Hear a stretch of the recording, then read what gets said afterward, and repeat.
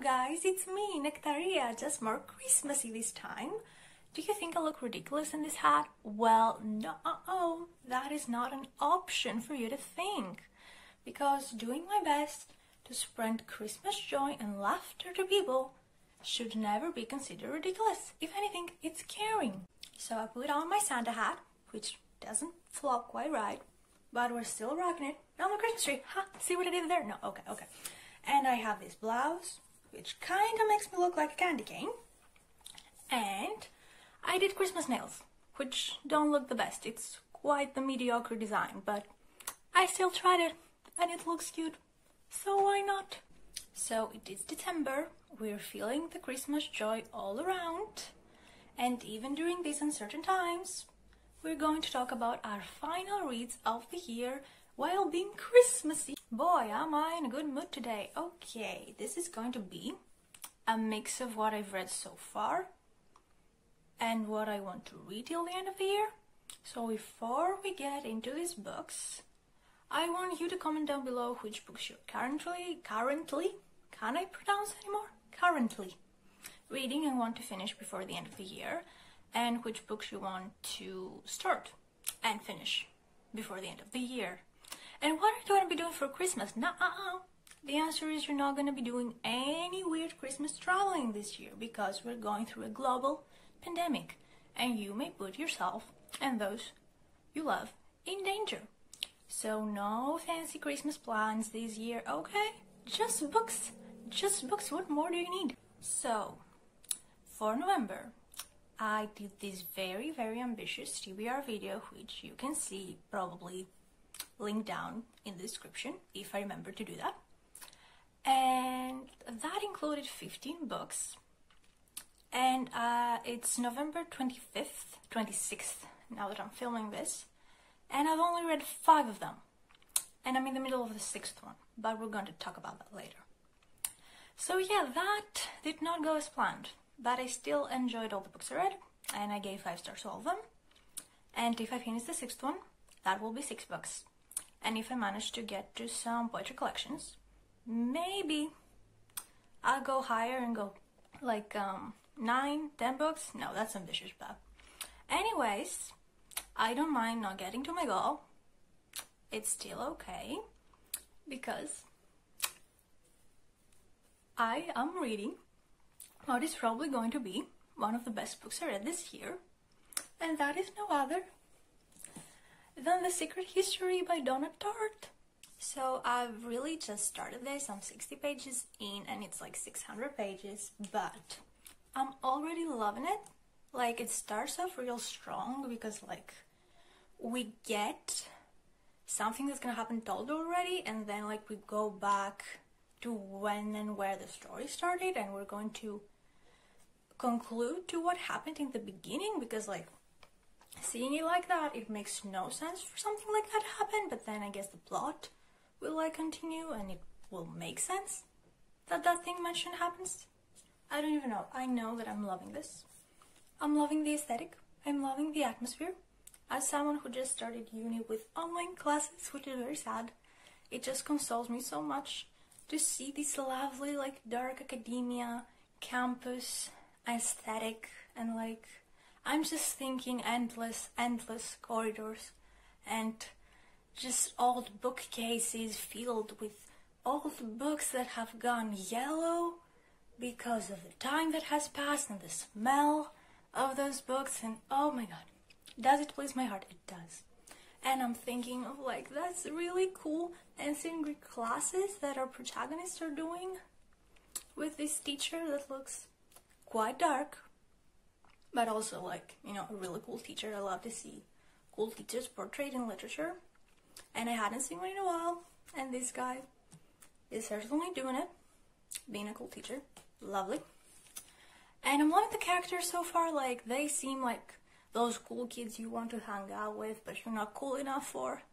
But the nerdy version, the geeky version, and that is just so exciting. And they just analyze ancient Greek texts, and they, you know, do like Plato and Aristotle, and like they're having these philosophical conversations around them, and like they're reading Homer, and it's just, Oh my god, the Dark Academia aesthetic of this. I'm loving this, I'm loving this. And nice switch my own like ancient Greek classes for like these ancient Greek classes, please. No, it's gonna turn out quite dark, but I'd still do that. Anyways, on this, I'm really loving this book so far. And I can't wait to make more progress on it because I really feel like I'm going to love it. So finishing the Secret History will probably take me the rest of November because I also have a lot of studying I want to do. So let's get to December. And during December I would like to get to some books from my November TBR, which never happened. Like Kazuo Ishiguro's The Remains of the Day, This Fantasy, Wake of Vultures by Lila Bowen, and Those Who Are Loved by Victoria Hislop, which is a historical fiction about the Greek Civil War, and I'm really excited to get to it, but I'm not gonna talk about these because these are not my priority for December. My priority for December is to end the year, this horrible year, in the best way possible, and what is more reassuring and lovely and heartwarming than rereading your favorite books. And that is what I'm going to do, and I've decided for a few months now that I wanted to kind of leave the second half of December, like the last 15 days of the year, to reread favorites. But I've gathered like 7 books I want to reread, so I'll probably do 20 final days of the year, or probably the whole December, to be honest. The first book is not at all joyful and Christmassy, but it is one of my like top 3 favorite classics of all time. And I've been calling it my favorite classic, but I've only read it once, so it's long due for a reread, and that is no other than 1984 by George Orwell. What other way to finish off 2020, a very dystopian but real year, by reading about another dystopian year, George Orwell's 1984. So I love George Orwell. I love the dystopian atmosphere he can build. I've stated that he's one of my favorite classic authors. Oscar Wilde is quite close, but don't make me choose between my 2 favorite boys, okay? Like, don't make me do that. And I just love 1984. It's like so hard and like so scary to read about such a creepy dystopian society, which in the end isn't as far away from our society. I feel like George Orwell built it in a, not lovely, because it's not a lovely society to live in, but he built it in a great way. And like, it really worries me to read it, and it worries me to be able to find like comparisons with the society in 1984 and our society. And it feels like almost a prophetic book, and I just love it. Like, it's my kind of like dystopian. It's the mother of dystopian literature, people, and I love to see that. I love that dystopian atmosphere. So that is happening. You know, it's probably going to make me super sad and, well, not Christmassy to read this book, but I still want to reread it. I obviously have a very weak like diaphragm and lungs because it feels like I'm crying trying to speak during this whole video. No, it's not that, guys. I'm just, well, really bad diaphragm, I guess. I don't know. Next up, we're changing it a bit, and this is actually going to be much more joyful. It's a YA fantasy series, one of my favorite YA fantasy series of all time that I've only read once, so long due for a read as well. That is no other than the Six of Crows duology. No idea, again, what happened to my Six of Crows cover. That cannot be explained, but I'm gonna put Crooked Kingdom in front because I enjoyed it more than Six of Crows anyway. So this makes me very happy. Like, even thinking about reading this makes me so happy. I love the gang, I love their relationships, the friendships, and also the ships between them, like the dynamics between them. Lovely, I just love them. This is so action-packed as well. Like, it develops on the characters, and the writing is gorgeous, but like the plot moves so quickly and it's so action-packed at the same time, and I'm just like, you know, it's just lovely to read. I feel like I'll have a great time reading this. Last but certainly not least, if anything, this is the series I am more excited to reread. My favorite series of all time, The Raven Cycle by Maggie Stiefvater. Yes, people, I do have mismatched like editions of the series. Like, these 3 look the same, and then there's this tall one of the Dream Thieves, and I'm very sorry if that irritates you, but I don't mind, because they are my babies and I absolutely adore them so much.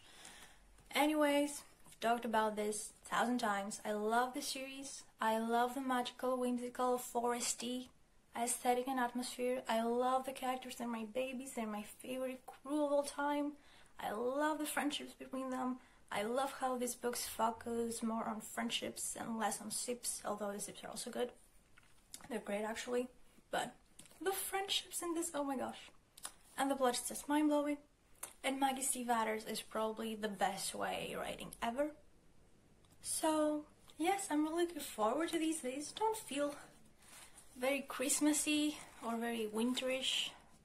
These feel like they should be reread in September, like fall, like May, like, you know, late spring. But honestly, these are great to reread any time of the year because they're my favorites. Oh my god, let me hug them.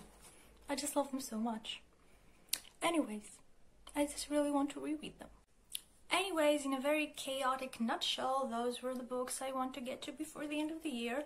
Please comment down below what books you're currently, I cannot pronounce that word. What books are you currently reading? And what books do you want to get to before the end of the year? And are you feeling Christmassy? Have you decorated your house yet? Like, it's December, you have to like decorate your house, you know? And thank you so much for watching. Have a great day. Have a great Christmas. Like, I'm gonna see you again before Christmas, but in case I don't, have a great Christmas. Again, thank you so much, and maybe I'll see you soon with another video. Bye!